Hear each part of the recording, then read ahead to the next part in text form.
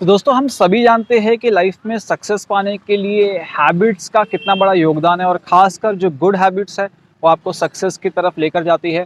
और अगर आपकी लाइफ में बैड हैबिट्स है जो आपका टाइम वेस्ट करा रही है, आपके रिसोर्सेज वेस्ट करवा रही है, आपकी एनर्जी वेस्ट हो रही है, तो उसमें ये होगा कि आप अपने गोल से दूर जाते जाएंगे।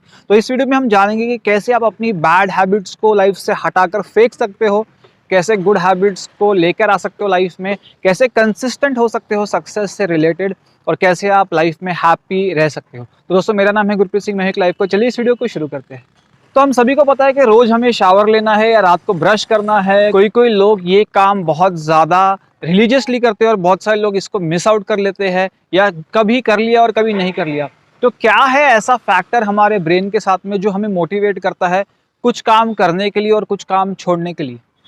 हैबिट्स की साइंस को जानने के लिए हम जानते हैं कि एडिक्शन क्या होता है। हमने देखा है कि हमने सुना है कि लोग एडिक्टेड होते हैं अल्कोहल से, ड्रग्स के साथ में बहुत सारे लोग सेक्सुअलिटी के साथ बहुत ज़्यादा एडिक्टेड होते हैं, कंपल्सिव बिहेवियर्स में होते हैं, कोई कोई लोग मास्टरबेशन में एडिक्टेड होते हैं। और इन लोगों में एक चीज़ कॉमन देखी गई है कि ये इस काम को रेगुलरली करते हैं, बिना बीच में ब्रेक दिए करते हैं, और उन्हें एक अंदर से मोटिवेशन आ रहा है कि हमें ये काम करना है, किसी भी हालत में करना है, चाहे वो काम उनके लिए डिजास्टरस हो, डैमेजिंग हो, उन्हें लॉन्ग टर्म में इफेक्ट कर रहा है, फिर भी वो इस काम को नहीं छोड़ते। तो यहाँ से हमें कुछ एक चीज़ सीखने मिल रही है कि क्या हम इस तरह का जो एडिक्टिव नेचर है, जो एडिक्शंस पैदा करते हैं, क्या हमारी गुड हैबिट्स भी इसके परव्यू में आती है और क्या हम इस पर यूज़ कर सकते हैं। बहुत सारी न्यूरो बायोलॉजिकल स्टडीज़ हुई है जो एडिक्शंस को स्टडी कर चुकी है, और वहाँ से वो पता लगाती है एक रिवॉर्ड सिस्टम के बारे में, जहाँ पर ब्रेन में एक चीज़ हो रही है। जब भी आपको एक पर्टिकुलर टास्क करते हो उसके बाद में आपको जो उस पर्टिकुलर टास्क से प्लेजर मिलता है, तो आपके ब्रेन के अंदर न्यूरोकेमिकल्स रिलीज होते हैं जो आपको फील गुड फैक्टर देते हैं। उस टाइम पे आपको अच्छा लगता है अपने बारे में, और इसी की वजह से आप उस काम को फिर से दोहराना चाहते हो, आप बार बार रिपीट करना चाहते हो। और हर एक टास्क जो आपकी लाइफ में है वो डिफरेंशिएट करती है इस एरिया में, किसी में ज़्यादा प्लेजर है, किसी में कम प्लेजर है, और आप सिलेक्टिव हो जाते हो कि ये टास्क आप करना चाहते हो, ये टास्क आप नहीं करना चाहते। अब आप एक बच्चे का एग्जांपल ले लीजिए, उसकी प्लेट के सामने आप कुकीज़ रख दीजिए, चॉकलेट्स रख लीजिए और सब्जियां रख लीजिए। वो सब्जियों को चूज़ नहीं करेगा, वो किसको चूज़ करेगा? कुकीज़ को चूज़ करेगा। तो बहुत टाइम तक यही समझा जा रहा था कि क्योंकि कुकीज़ का टेस्ट अच्छा होता है इसलिए कुकीज़ को चूज़ किया जाता है और वेजिटेबल्स को निगलेक्ट किया जाता है। पर जो टेस्ट है वो तो सब्जेक्टिव है। तो क्या रीज़न है कि कुकीज़ को हम चूज़ करते हैं? तो इसके पीछे एक स्टडी हुई कि जो प्राइमरी मैन था, या बोल सकते हो कि आदि मानवता, वहाँ से जब से हमारा विकास हुआ है, और तब से एक चीज़ है, जैसे कि जो फाइट और फ्लाइट रिस्पॉन्स है वो हमारे साथ तभी से बना हुआ है, उसी तरीके से जो हमारी सर्वाइवल की नीड है कि हमें सर्वाइव करना है, हमें जो हमारी इंस्टिंक्ट है ज़िंदा रहने की, जो पुराने टाइम से चलती आ रही है, तो ब्रेन इस तरह से पहले से प्रोग्राम्ड है कि मैन को ज़्यादा कैलोरी वाली चीज़ मिले ताकि वो उसके सर्वाइवल के लिए हेल्पफुल हो।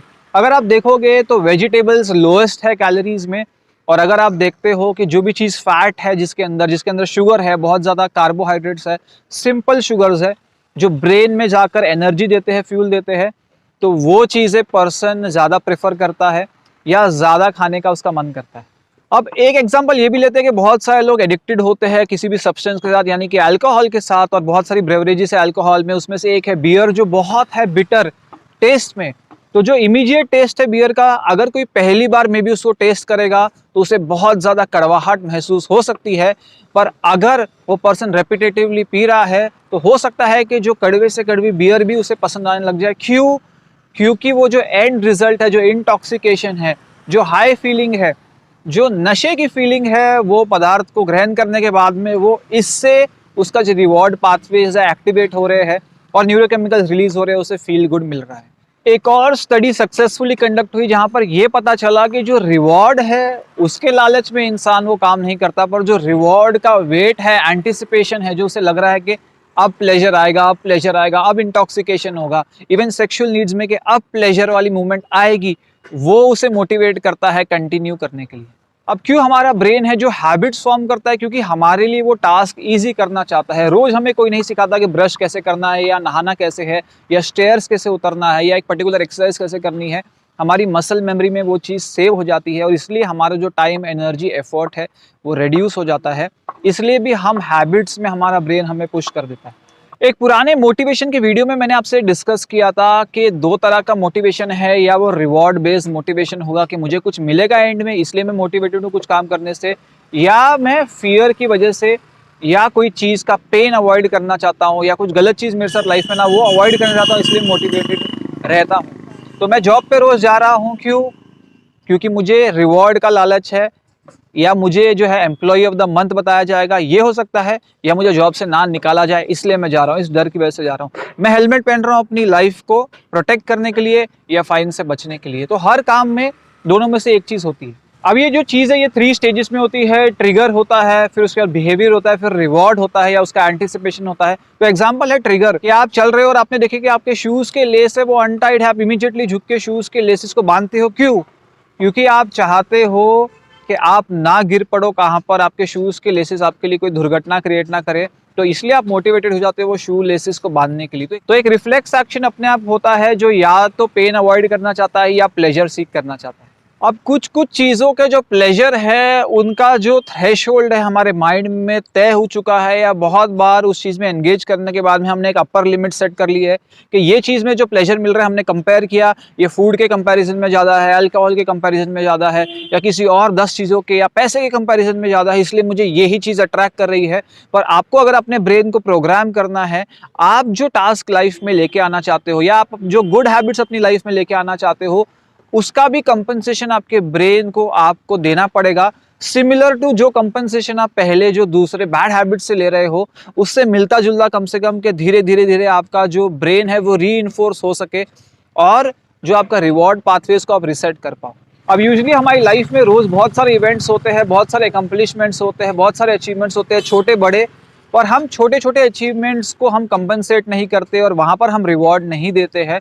इसलिए जो है हम बहुत जल्दी एडिक्टिव बिहेवियर में पड़ सकते हैं, क्योंकि जब अचानक से एक सर्ज आता है ब्रेन के अंदर न्यूरोकेमिकल्स का या डोपामिन का, तो जो रश आता है, जो आपको प्लेजर फील होता है, वो इनकम्पेरेबल होता है किसी के साथ में, और आप इमीडिएटली ग्लूड हो जाते हो उसी एक पर्टिकुलर टास्क के साथ। दूसरा है कि आप अपनी लाइफ के अंदर जब भी गोल सेट करते हो, इस तरह के अनरियलिस्टिक गोल्स मत सेट करिए जो अचीव ही नहीं कर सकते, या जिसको अचीव करने के बारे में आप ट्राई करो, आप फेल हो जाओ, तो इमीडिएटली क्या होगा, आप डीमोटिवेटेड हो जाओगे, आप उस काम को नहीं करना चाहोगे। इसलिए अपने गोल्स को छोटे छोटे पार्ट्स में ब्रेक डाउन करिए। अपने जो हैबिट्स आप फॉर्म करना चाहते हो उसे छोटे छोटे पार्ट्स में, छोटे छोटे लेवल्स पे आप ब्रेक डाउन करिए और धीरे धीरे धीरे एक एक करके उस गोल को अचीव करिए, तो भी आपकी वो हैबिट फॉर्म हो सकती है। जैसे कि अगर आप सुबह उठने की हैबिट फॉर्म करना चाहते हो सुबह 5 बजे, और आप 10 बजे उठते हो, अगर आप इमीडिएटली 5 बजे का अलार्म लगाओगे तो आप फेल हो जाओगे और आप फिर डीमोटिवेटेड हो जाओगे। उससे बेहतर है कि आप हाफ एन आवर अपना अलार्म पीछे की तरफ करिए रोजाना 10 दिन तक, और धीरे धीरे धीरे आप 6 बजे तक पहुंचिए, और रोज अपने सोने का टाइम आधे घंटे से पहले करिए। तो ये करने से आप अपने गोल को भी अचीव कर लोगे और आपके लिए बहुत ज्यादा टीडियस या डिफिकल्ट टास्क नहीं होगा। एक और चीज़ आप अपनी लाइफ में ऐड कर सकते हो कि जब भी आप कुछ अचीव करते हो तो उसके मुकाबले में जो आपका रिवॉर्ड है वो प्रोपोर्शनल होना चाहिए।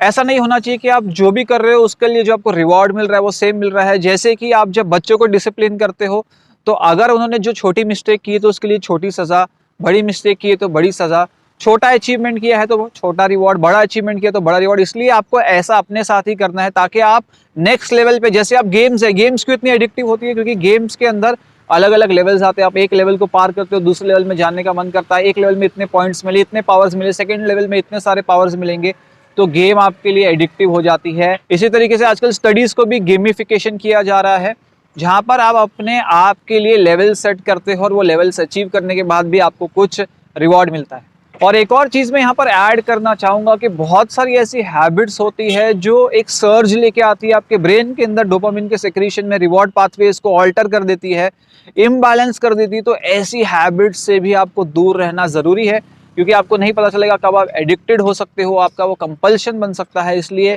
केयरफुल होके चूज़ करिए कि आप कौन सी हैबिट अपनी लाइफ में इंक्लूड करते हो जो आपको प्लेजर दे रही है, जो आपको हाई फील करवा रही है, वो किक दे रही है।